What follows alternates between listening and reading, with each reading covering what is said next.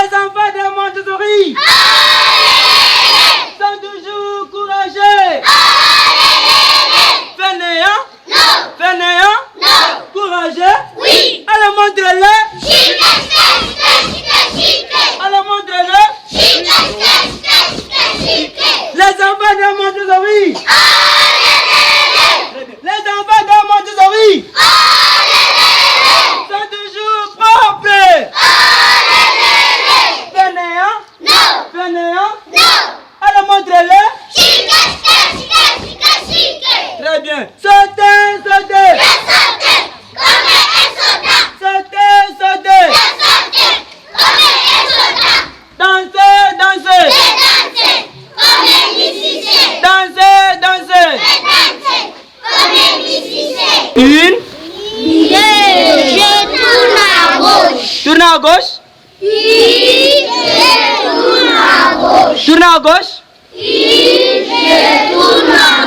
Tourne à gauche. Tourne à gauche. Tourne à gauche. Tourne à gauche. À gauche. À gauche. À gauche.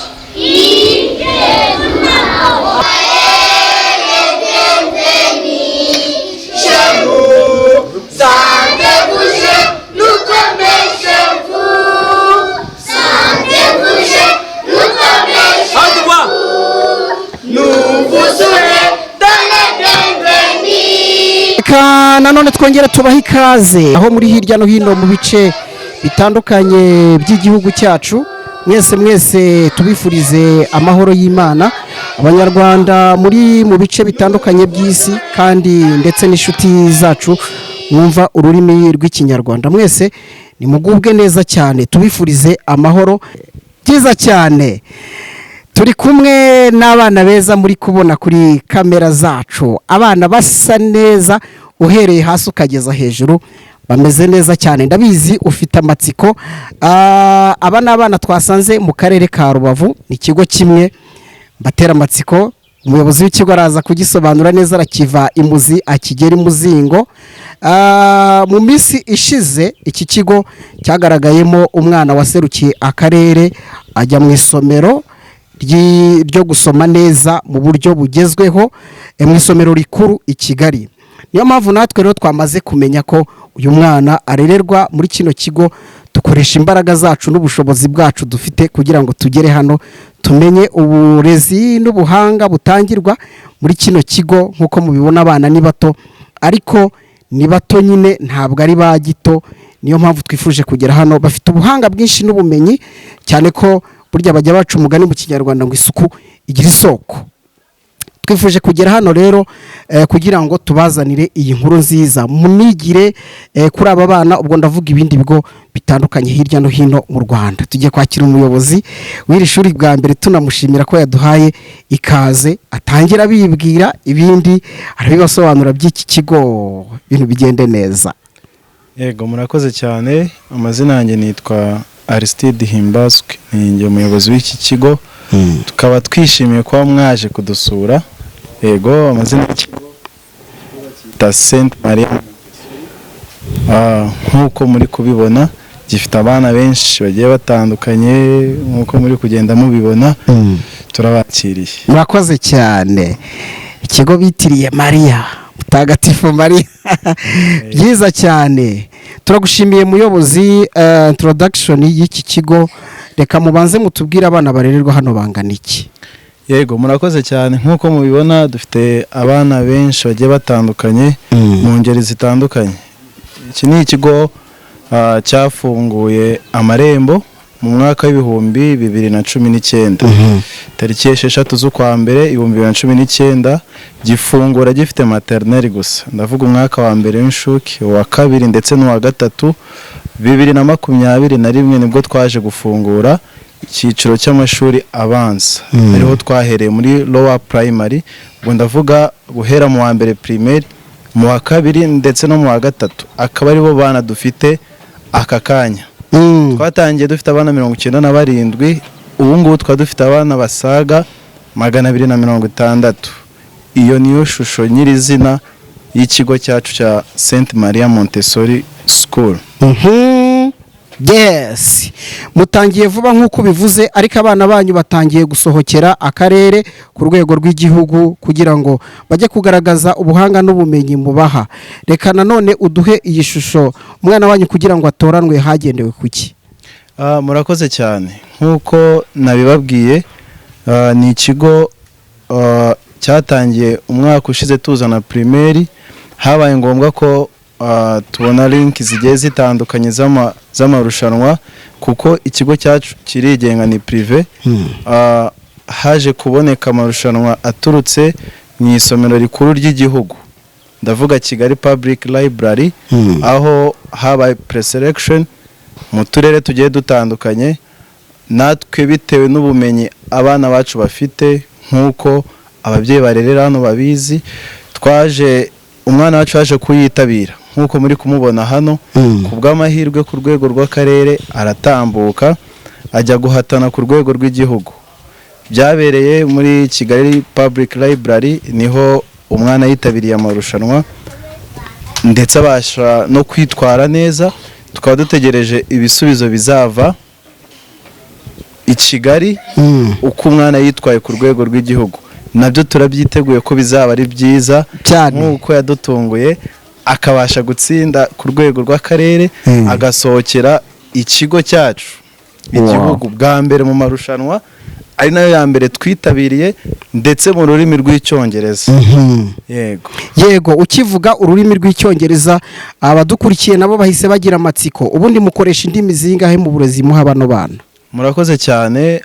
Mu burezi duhereza abana bacu, biga Icyongereza, Igifaransa, Igiswahili ndetse n'Ikinyarwanda nk'ururimi gakondo.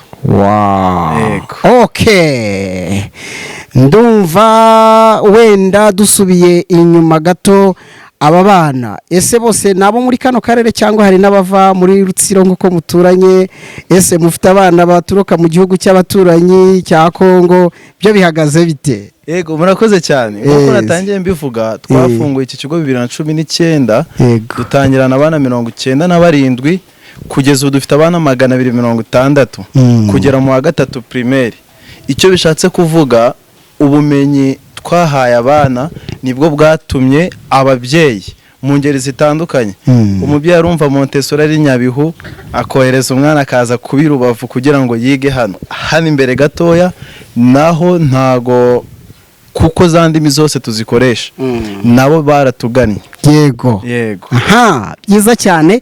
Ariko hari n'akandi kantu gatoya nifuza ko tumenya, ariko reka noye kukagira gato nako ni kanini.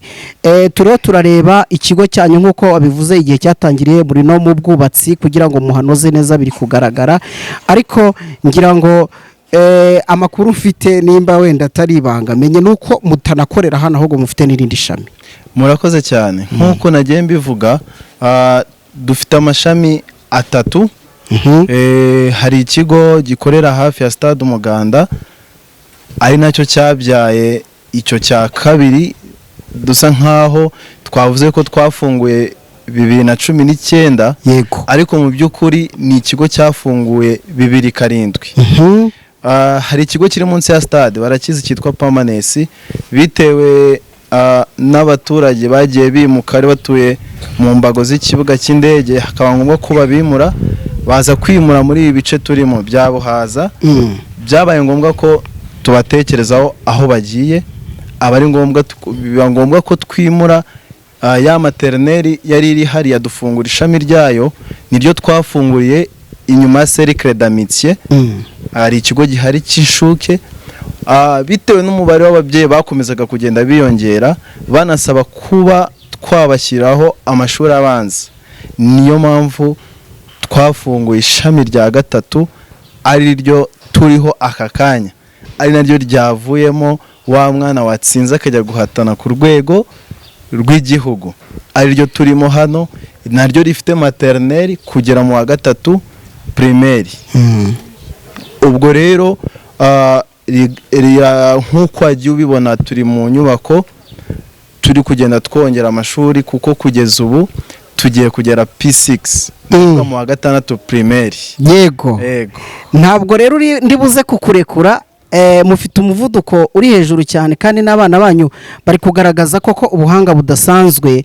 Ariko turagira ngo turebe nk'uko ababyeyi bagiye babatera ingabo mu bitugu, bakabazanira abana ari benshi. Ibyo byose nuko nyine mufite uwo mwihariko w'imyigishirize ihamye. Reka utubwire, bo mukorana mute mu buryo bwa connection kugeza ubwo mwihuta kuri uwo muvuduko? Urakoze cyane. Iyi ni prive nk'uko nabikubwiye. Umwana n'umwigisha nabi, aho kukomereza aho ngaho, azagira gute? Azahava. Niba utangiye ufite 90, ushobora gutangira umwaka utaha ufite 50 cyangwa 40. Icyo bishatse kuvuga, ibanga nta rindi, ni ireme ry'uburezi rituma ababyeyi barerera hano bahagumisha abana babo, ndetse bazana n'abandi, kuko dufite imibare myinshi nk'abari kudukurikira hano. Umwaka utaha turaba dufite kugera P6. Ukeneye kuzana umwana wese, amarembo agize gute? Amarembo arafunguye. Okay, byiza cyane. Reka noneho tugiye gufata aka kanya dusuzume ubuhanga bwa bano bana. Ndabizi muri abanyamatsiko, ubu hari utagiye kwibaza ngo ariko se ngo nk'uwo nguwo ngo wasohokeye akarere akajya muri iryo somero, reka tumwumve nawe, twumve imvamutima, twumve iryo jwi rye, twumve mbese byose bigende neza. Ndabizi muri abanyamatsiko. Dushimira umuyobozi w'ikigo. Urakoze cyane. Murakoze cyane. Thank you. My name is Irakoze Hero Gray. My class is primary 3. My school is St. Maria Montessori. I am 7 years old. Happiness is what everyone needs in life. Happiness means something that gives you joy, smile and laugh. I hear my friends saying having rich parents, pray, eat sweet food, make them happy. It's true, but I ask myself, how old do things come without my parent? On topic, what makes me happy? It's my parent. My parent can plan on paying my school fees.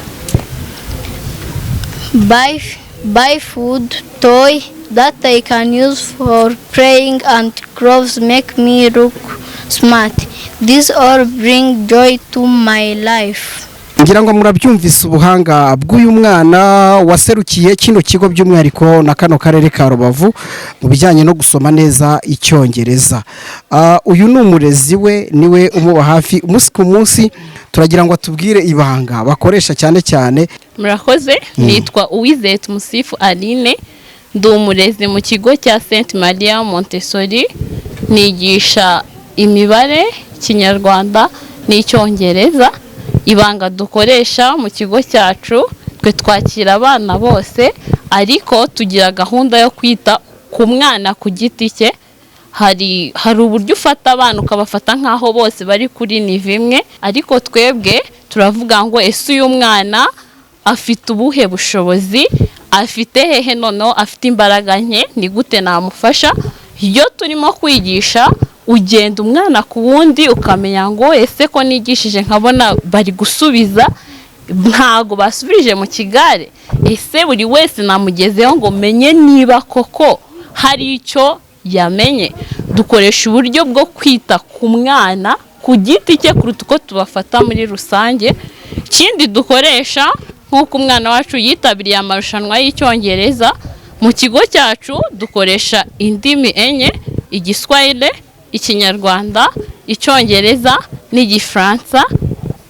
Umunsi wa mbere no kuwa kabiri no kuwa gatanu dukoresha ururimi rw'Icyongereza, kuwa kane dukoresha ururimi rw'Igifaransa. Ikinyarwanda ni ururimi rwacu gakondo, narwo ntago turusiga inyuma, turukoresha mu isomo ry'Ikinyarwanda, ariko cyane cyane ababyeyi bo muri privé baba bakeneye kugira ngo umwana amenye ururimi, nacyo tuba tukizi ariko tukiga nk'isomo nyirizina.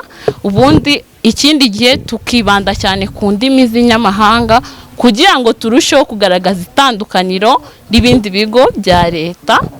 Ikindi kandi hano mu kigo cyacu tugira isomero, tugira umwanya wa nyuma y'amasomo, dufata iminota 30 abana bakajya muri library bagafata ni mu isomero mu rurimi rwacu rw'Ikinyarwanda, bagafata ibitabo bagasoma bafashijwe n'abarimu, bityo kugira ngo bazamure ubumenyi bwabo. Tukagira n'ibitabo bisanzwe bigiramo, turabibatiza bimwe bakabisomera mu rugo, ndetse tugira na gahunda udukino dutanga, tuba turimo amavokabulari atandukanye bituma umwana arushaho gutekereza.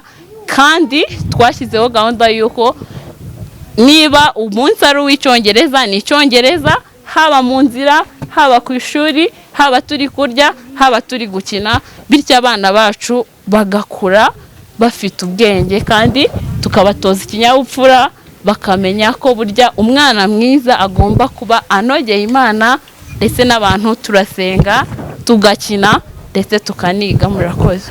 Nkuko nabibabwiye, abana bo muri kino kigo bigishwa n'abarezi b'abahanga, cyane cyane ko bafite ubumenyi buhambaye. Ushobora kwibaza noneho ururimi rw'Igifaransa rwo hano barukoresha bati? Hari umuntu ushobora kwipresenta ariko kumva ntabishoboye. Reka tubanze tuganire na teacher wigisha ururimi rw'Igifaransa, arabanza abibwire ndetse mu rurimi yumva, mu gihe nanjye ndiho nkoresha ururimi benshi mwumva hano mu gihugu cyacu cy'u Rwanda. Tuguhe ikaze ku mwana ati. Merci beaucoup chers journalistes. Je vous encourage de nous avoir rendu visite ici à Sainte Maria Montessori, l'école qui se trouve ici au Rwanda, à Rubavu, dans le district de Rubavu, secteur de Rubavu, dans le village de Murambi et celui de Buhaza. Alors, nous vous encourageons de nous avoir rendu visite en ce sens-là que je suis un Congolais natif de Bukavu, de la République démocratique du Congo à Bukavu. Je suis venu ici pour l'effort de la qualité d'une bonne éducation de cette école. Je suis un francophone, la plupart des fois. Quelquefois, je comprends le Kinyarwanda, même si ça me semble difficile à parler, mais je comprends justement. Le fait que nous enseignons aux enfants pour que les enfants puissent nous comprendre et comprendre ce que nous parlons, c'est premièrement d'abord, nous faisons aimer parce que je suis pédagogue, nous faisons aimer par les enfants, d'abord l'affection entre d'abord les enfants. Avant d'apprendre les jeunes, il faut d'abord les connaître. Alors, ça nous demande de s'amuser ou soit se faire ami de l'enfant pour que l'enfant sache la parole, donc les expressions que nous utilisons. Justement, ces enfants vont nous montrer, nous démarquer eux-mêmes parce qu'ils sont déjà matures. Ils vont nous montrer ce qu'ils ont étudié avec nous. Nous disons cela parce que nous savons justement, nous avons l'espoir en eux, nous avons l'espoir contre ces enfants que nous sommes en train d'enseigner parce qu'ils nous aiment, même nous aussi nous les aimons. Justement, nous vous disons grandement merci. Nous allons serrer le micro à cet enfant pour qu'il se parle. Il parle le nom de l'école, il lui remercie les parents. Merci beaucoup, je vous remercie. Oui. Chers aimables parents, son Excellence, Madame la promotrice, chers enseignants, Mesdames et Messieurs, bonjour. Je m'appelle Mbabaz Meris, élève de la 3e année primaire Sainte Marie à Montessori. Je vais vous lire la lettre patriotique et scolaire. Soyez attentifs, merci. Notre patrie s'appelle le Luanda. J'aime beaucoup ma patrie et mon école. J'aime aussi les habitants du Luanda. Les Luandais sont mes frères. Le drapeau de ma patrie a 3 couleurs très jolies qui sont la couleur bleue, la couleur jaune et verte. Nous saluons le drapeau de ma patrie avant d'entrer en classe. Nous chantons avec attention et amour rwandais. J'encourage nous auditeurs, parents qui nous écoutent dans différents coins du pays du Rwanda d'amener ses enfants ici à l'école primaire Sainte Marie à Montessori, l'école qui fait la différence Rwanda. Je vous dis et vous les remercie. Je m'appelle Dushimi Malakarex. L'école s'appelle Sainte Marie à Montessori. Dimanche. Aujourd'hui, c'est dimanche. Je vais me promener avec maman. Je porte une pantalon, une manteau, des gants. Je porte des bottes et une chape. Et vois les grands pandas, bras et noirs. Je vois les éléphants. Je vois les pélicans dans l'étang. Ensuite, je mange une orange avec maman. C'est une belle journée. Allez, marchez comme ça. Allez, marchez comme ça. Allez, marchez comme ça. Allez, marchez comme ça. Allez, marchez comme ça. Allez, marchez comme ça. Allez, marchez comme ça. Allez, marchez comme ça. Allez, marchez comme ça. Allez, marchez comme ça. Allez, marchez comme ça. Allez, marchez comme ça. There, in the camera. Allez, marchez Let's comme go ça. camera. Allez, marchez comme ça. Allez, marchez comme ça. Allez, marchez comme ça. Allez, marchez comme